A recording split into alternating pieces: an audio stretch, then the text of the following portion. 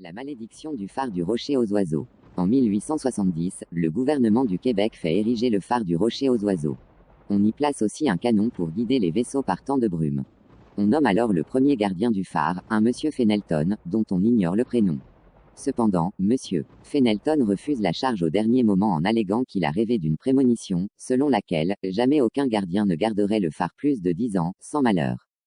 C'est monsieur Guittet qui remplace le premier gardien et qui se désiste, lui aussi, après 2 années de travail, n'ayant pu s'habituer à la vie d'ermite d'un gardien de phare à l'époque.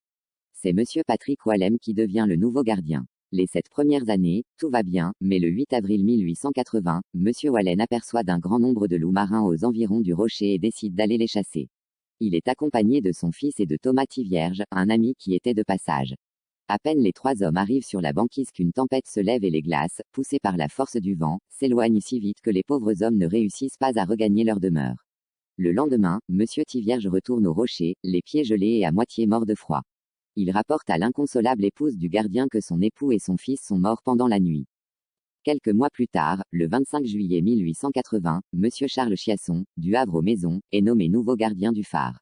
Cette fois, l'accident survient un an plus tard. Le 23 août 1881, ses amis Paul Chenel, Jean Turbide et la famille de monsieur Chenel viennent en visite et leur hôte décide de leur faire un petit tour guidé des installations. Le groupe parcourt la tour, la bouilloire, les engins. Pour finir, il s'approche du canon d'alarme. Les visiteurs prient le gardien de bien vouloir tirer un coup de canon. Le gardien accède au désir de ses invités, mais, et là, le canon explose. Le gardien est tué sur place, tout comme son fils et monsieur Chenel. L'assistant du gardien décédé, monsieur Télesphore Turbide est jugé compétent et nommé nouveau gardien. Après 10 ans de service sans aucun accident, au début 1891, une nouvelle explosion du canon survient, cette fois au moment où le gardien tire pour avertir des bateaux de passage. Monsieur Turbide perd un bras. Le gardien suivant, monsieur Pierre Bourque, fait une chute grave du rocher en septembre 1896. Il est blessé et démissionne.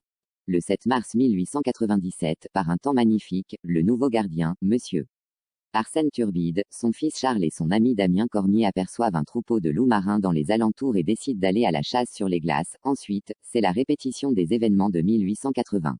Les chasseurs sont surpris par la tempête et emportés à la dérive. Le jeune Charles Turbide, 17 ans, et Damien Cormier, 60 ans, meurent de froid la première nuit qu'ils passent sur la banquise.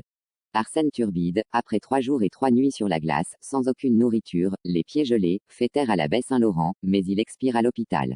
On nomme immédiatement un nouveau gardien, monsieur Hippolyte Mélanson. Cette fois, il n'a pas fallu attendre longtemps avant que l'accident arrive. L'histoire est banale. Le 12 juin 1897, le canon d'alarme explose et monsieur Mélanson est grièvement blessé. Après cette 3e explosion du canon, on le remplace par un sifflet à air comprimé.